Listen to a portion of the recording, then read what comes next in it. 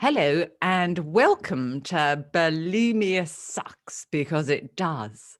My name is Kate Hudson Hall, and this is a platform for people to share relatable, uplifting, and inspiring conversations based on bulimia and anorexia and other eating disorders.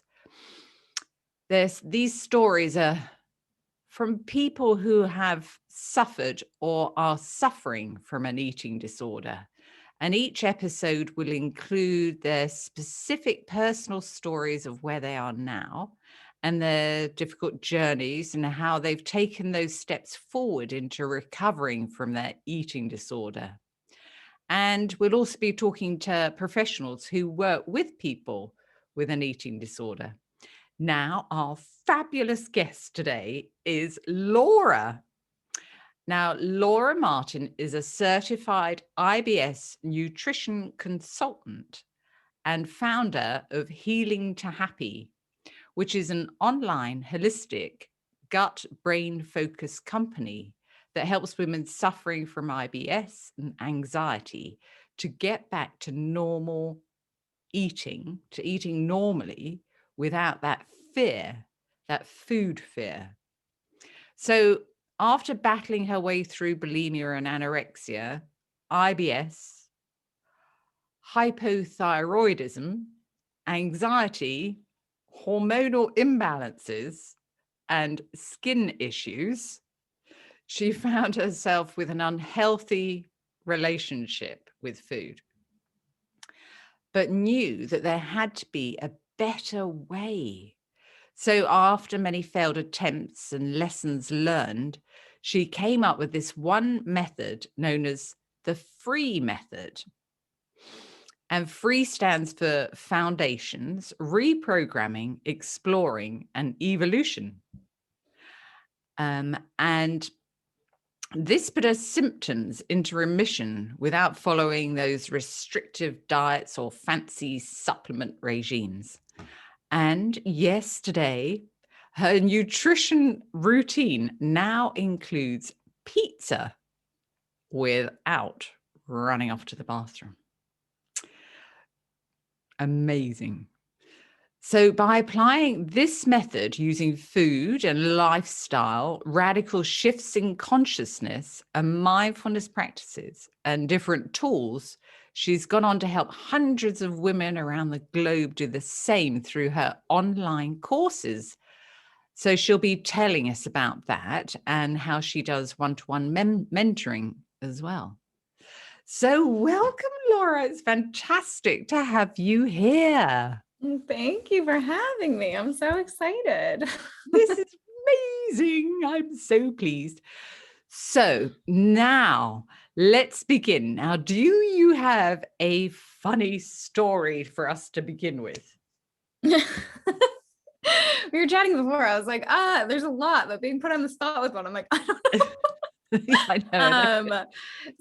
I was in Asia for 6 years of my life. And so something I remember when I first arrived, a really common mode of transportation there is just a lot of people get on a motorbike to bust through traffic, because traffic is usually like to go afoot. It's like 3 hours, like it's bananas. And so they're like, okay, get on the motorbike. And you see like your friend in the front, and then they're like, you get on the back. And I remember like looking, I'm like, I'm absolutely not getting on that thing. Like, there's no way.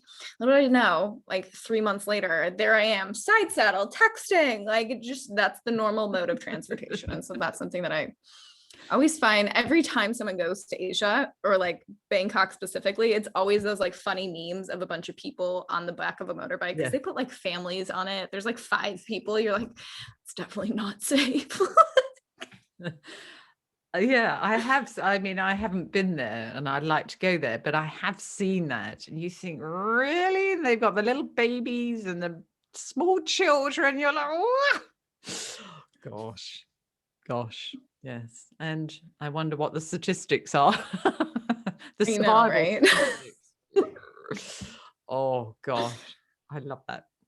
So, Laura, so tell us now, about your eating disorder. So when did it start? How old were you? And sort of tell us your journey. Yeah, the first time I can remember it was around 13 years old. It was the struggle between, like, I was diagnosed with depression and I had IBS, and my body always was doing these funky things. But it was always like, it started off as just like restriction and elimination and all that kind of stuff. And then went to more of, I would throw up majority of my meals. And then it went towards like the Miralax route. And so I would go that, and I was like, oh, like, I'm just, taking laxatives, like, it's fine. And then looking at that, I'm like, no, that's just coming out the other end. Like, that's just a different way of doing this. And then through a series of, once I understood nutrition and I started getting into it, I went the orthorexic route. So I was super hyper focused on nutrition and getting it perfect because I wanted to heal my body. So it's not that it was ill-intended. Like, at that point, it didn't have as much to do with the shape of my body. It was just like, I was afraid of food and I wanted to heal my health, and like, nothing could touch my food and it had to be so perfect. And I was a nightmare to be around, like, going out to eat with me. I remember specifically, like, a wake up moment was sitting in, my brother also lives in Asia. He was in Japan. And so my dad came to visit, and they were testing me. They were like, okay, you choose a restaurant, but you can't look it up. Like, you can't do your funny business. Like, you have to. And I stood in the middle of the street and just started crying. And I was like, ooh, there's a problem here. Like, that's not a normal reaction when someone says choose a restaurant. Like, now I'm like, woo, burgers and fries, let's go. But before, I was just like, I can't look up, like, is it gluten-free, dairy-free, vegan, like, all the things that were running through my head. I couldn't do it. And I remember sitting at that meal and I was like, I can't touch it. Like, I don't, my family was like, do it, like, lean into that discomfort. So it was a series of events. Everything kind of led up, but it started at a very young age. Gosh. And so for what reason do you think it started at such a young age? I've done a lot of work around this. And when I think about it, I think back to just like the mother wound, unintentionally, I sat at the table and it was always like, finish your meal. And like, you have to finish it. And I was like, I don't want to. I don't like your meatloaf. It has nothing to do with you. This isn't a personal attack on you. I don't want to eat the meatloaf. Like, I don't enjoy it. I specifically remember that. And she would make me sleep at the table if I didn't finish the food. And so it's all those kind of steps where it was just like, I never really understood it, because I was like, oh, why am I force feeding myself? And so then it was one of those moments. And then moving forward, it got to be the vanity aspect. I wanted to be skinny. I was an athlete. I wanted to look like it. I went through all of that changes. I was a very anxious, depressed girl. Like, empath, didn't have the communication style, didn't have any of that. And so when the world is spinning so fast around us, the one thing we can control is food and our body. And so that was my outlet. I just took it out and for food, and I could never be around the snack drawer and all that kind of stuff. And then as it evolved, when I lost my mom, when I was 22 years old. So you were 22 when she passed? Yeah, I was 22 years old. It was my last year of university, and unexpectedly lost my mom. And now looking back at it, I see the way I was dealing with that trauma was, one, I ran away to Asia where no one knew me and I had no rules and I had no one to look after me. It was just me. And in those moments, you have to know how to parent yourself in those moments, but I had no idea.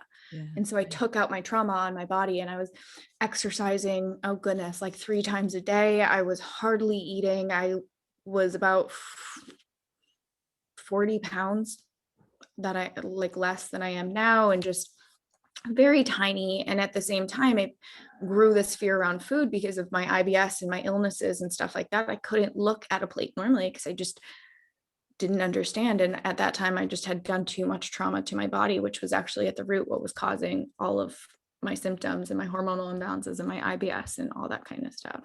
Right. Yeah. And so what was that chat? Do you remember that moment when you were, with regards to the anorexia and the bulimia, but do you remember what sort of guided you towards making that change before you developed the other issue? I think it just bled into it, right? So it wasn't that I made any type of change. It was, I was still taking Senna as like a whatever as a laxative because I couldn't poop because IBS. I say IBS in quotations because at the root of IBS is BS, because it's really, we don't know what's wrong with you. And so it just kind of shifted because I was still trying to control my body. right? Like it just, all of those things, they're different names, but at the root, you're just trying to control your body in some way that it doesn't want to be controlled. And you're trying to manipulate it in some type of shape, or you're trying to outdo any of the illnesses that is trying to tell you that something is wrong. And so when it comes to like the anorexia and the bulimia, I stopped like purging. That was when I had already been in Asia, and I was sitting there and I was like, I don't like this version of me. And so then I shifted towards more of the Senna and the Miralax and all that kind of stuff. And I was like, oh, it doesn't count. Yeah. And then shifting towards the nutrition side of stuff is when I sat down with one of my friends after like the hardest moment of my life. I was in a very toxic, abusive relationship. And I remember sitting in a coffee shop and I was like, I don't know what to do with my life. Like, I don't know, whatever. My friend was like, well, you like food, like in a really unhealthy way. You like food. So why don't you go back and learn about it? And so that's what led me down the rabbit hole of learning about nutrition. Cause she was like, well, because like I went and studied psychology because I wanted to learn about my brain. Because I was like, oh, well, if I have depression, I want to learn why I have depression. I want to make peace with that enemy. And so she kind of took that spin on my side with nutrition. And she was like, we don't know how to really talk to you about this. And like, God bless her soul to this day, one of my closest friends, but like, she sat there and was like, okay, like, you should go learn about nutrition. And then I went like hyper on it. And then my best friend came to visit Asia, and she like, I remember like on the airplane, she grabbed my hand on the way back because we had just spent some time on the islands, and she saw how I was so into food, like in a really obsessed way, that she was just like, grabbed my hand and looked at me, and she was like, okay, so we're ready to talk about this now. And we just like felt in that safe space of like, okay, like, yes, we're ready. I didn't make massive moves on it. It took me a long time, to be okay, that like to heal, I needed to put on weight and to go this whole route. But like that handhold, I remember that moment, and just like her just being there and like, okay. Yeah. Yeah. And so how did you learn how to eat again? And what help did you have? Yeah. So I surrounded myself with a team, right? So I went the whole nutrition side. So I started learning about nutrition and went hyper vigilant on that. And then I had like my gastroenterologist, and I had my nutritionist, and I had my naturopath. And it was when I was also doing a lot of like spiritual healing as well. And it was when I was sitting in my naturopath's office, God bless her soul, her name is Penny. And she was like, do you want to talk about how your depression is linked to your IBS? Because everyone kept telling me, you need to eat more, you need to eat more, you need to eat more. And I was like, I don't understand. Like, I'm eating healthy. Why is this an issue? I don't understand. Like, I didn't see it. Yeah. I didn't see it as a problem because I was like, I'm doing what all the textbooks and everything are saying about how you have to heal IBS, which is go on low FODMAP and elimination diets and restrictions and all that kind of stuff, which when you're recovering from an eating disorder is just another fancy word for having a disordered relationship with food. Like Absolutely. Fasting is anorexia. Like you're what? Like that's just skipping meals, you know? Yeah. And so when she made that kind of, it's great education, isn't it? For people to, go down that dark pathway. It's madness. Exactly. And so when she why people tapped into, do, isn't it? Yeah. And so when she tapped into that, that's when I started to tap into the gut brain connection. And I was like, oh, you actually need to be eating key nutrients, and you need to be eating more, and you need to be eating like meats again and cheese. And we need to stop fearing all of this food. And like, I'm a science girl. Like when it was explained in science terms, I was like, oh, okay. Not like intuitive eating and da, da, da, da. Like I couldn't do that. That didn't make sense to me because I didn't trust my body. Like that wasn't something I wanted to do. But when you gave me the science and the soul, I was like, oh, okay. So what does that mean?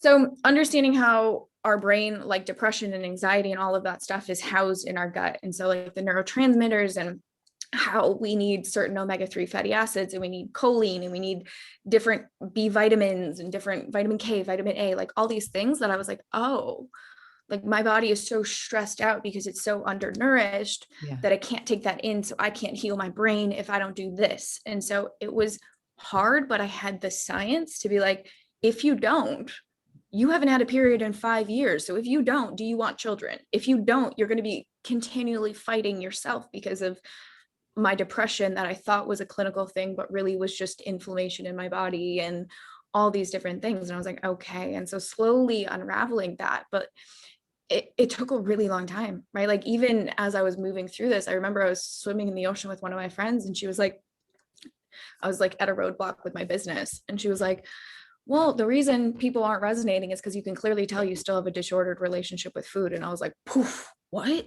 Like I still didn't see it. Like, even though I was doing these things, I still didn't see it.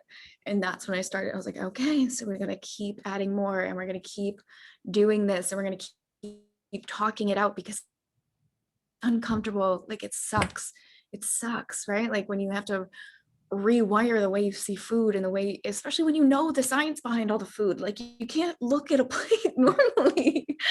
And so being able to rewire that and sit with the right people and just surrender that you're not alone, and just be like, hi, I need help, and pick a team and support system and make sure you're surrounded by people was one of the biggest things. And so tell me, how specifically did you rewire that?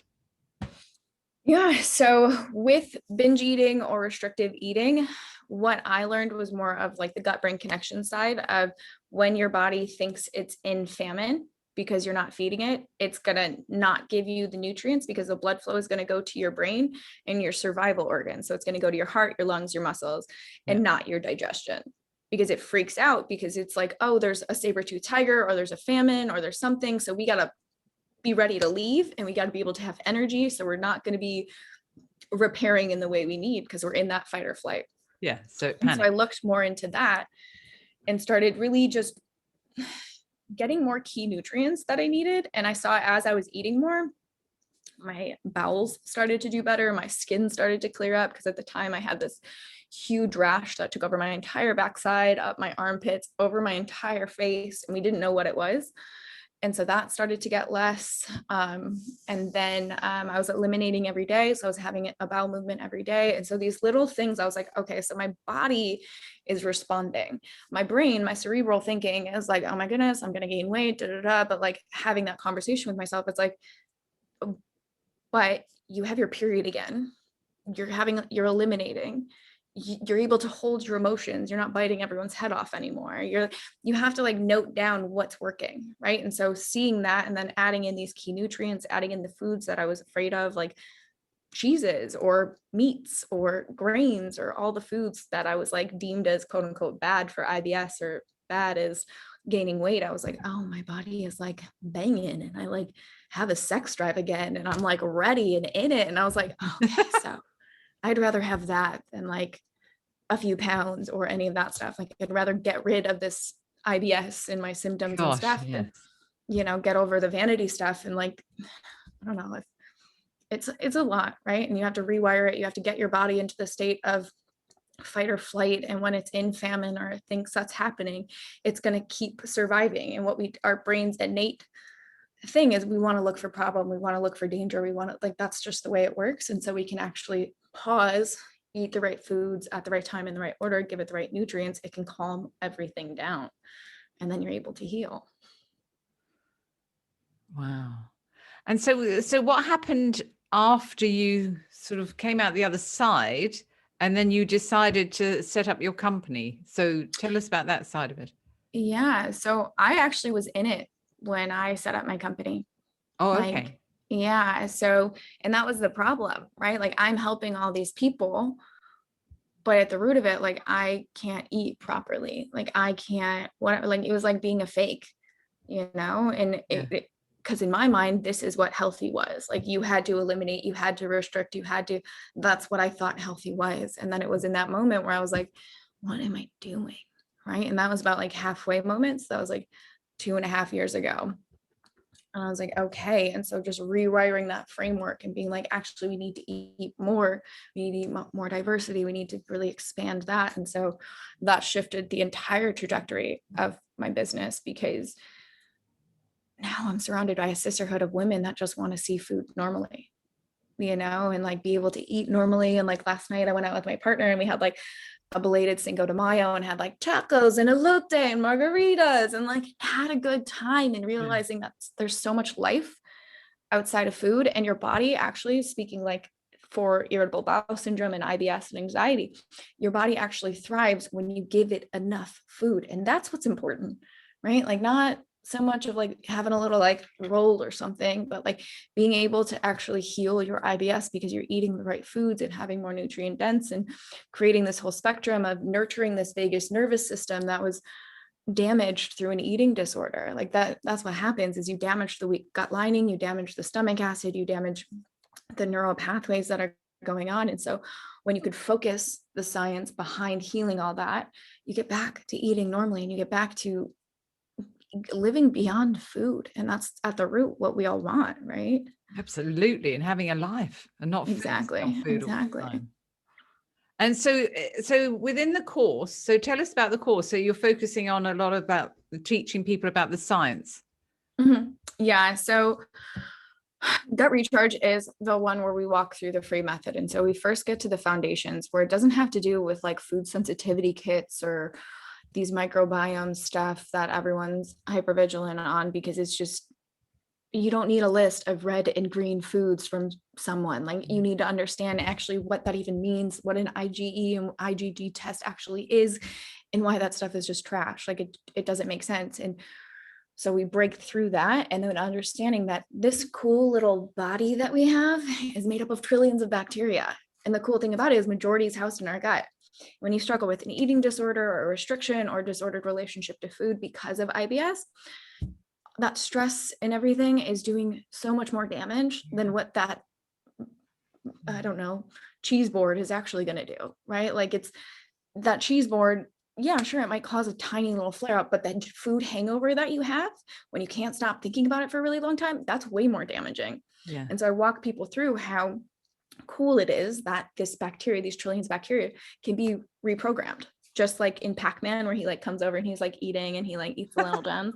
Same thing with your good bacteria. When you get this body back in balance, we get rid of symptoms and we get rid of fear and we get rid of all that stuff. And so we start to explore different food options, and then we evolve our lifestyle. So it's this little like sisterhood container that I wish I had it 5 years ago. With regards to increasing the good bacteria, do you solely focus on the food, or do you recommend supplements as well? Or all of the above. I try to do everything with food first.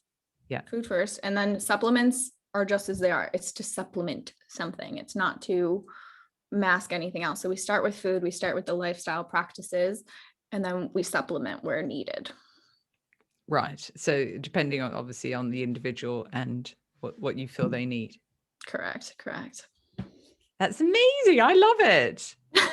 Thank you. It's just one of the things where like when you learn how your whole body works as a unit, especially as women, our body is changing every friggin' day. Like it's one of those things where you're like, what are you doing?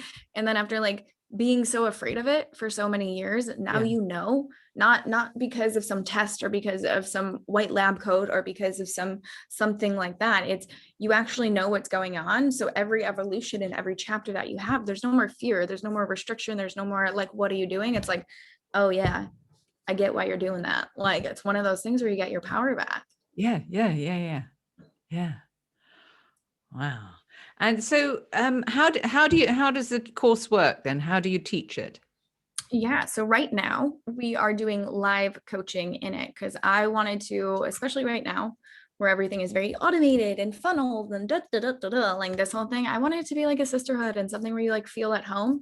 So for 4 weeks, we come into a little container where we have live coaching every Tuesdays. And so we launch that every other month.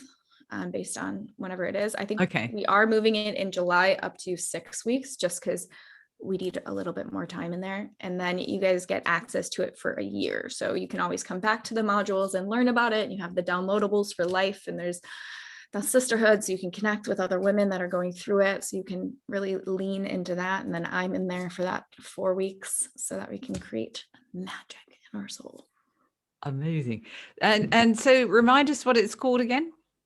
So this is the Gut Recharge course. So the gut recharge course. Oh, I like.